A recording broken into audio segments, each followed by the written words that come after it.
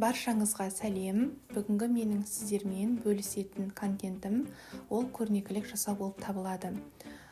Бүгін жасаған көрнекілігімді сіздермен бөліскім келді.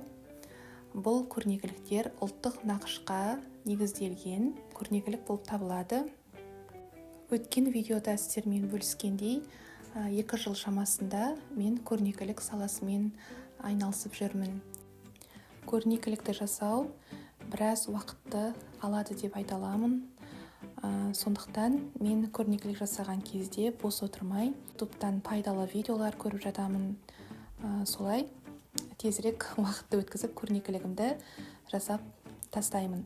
Енді осы жолы ұлттық құндылықтарға сай көрнекілік жасап жатқандықтан қызыммен бірге мақал-мәтелдерді айтып жарыстық.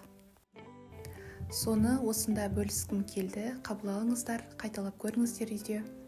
Сәттілік болсын баршаңызға. Қызым, мен мына заттарды қия беремін, көрнекіліктерді. Ал сен мен айтқан мақал-мәтелдерді менен кейін қайталап отыр, жарай ма? Жарайды. Мақал-мәтел дегеніміз ол біздің аталарымыз, әжелеріміз айтқан, сонау ғасырлардан бері айтқан сөздер, нақыл сөздер. Қазір мен саған мақалдарды біртіндеп айтамын, ойыма түскен мақалдарды, ал сен тек қана қайталайсың, жарай ма? Жарайды.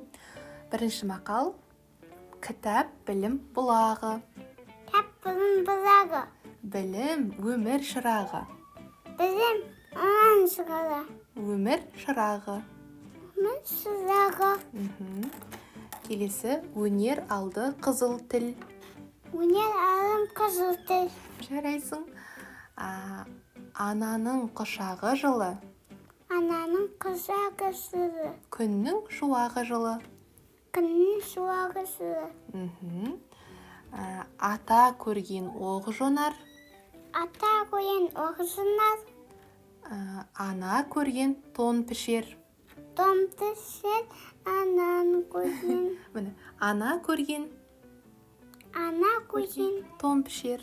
Тон пішер. Жарайсың. Білім. Білім. Инемен Инемен құдық қазғандай. құдық қазғандай. Жарайсың. Әкел бесті.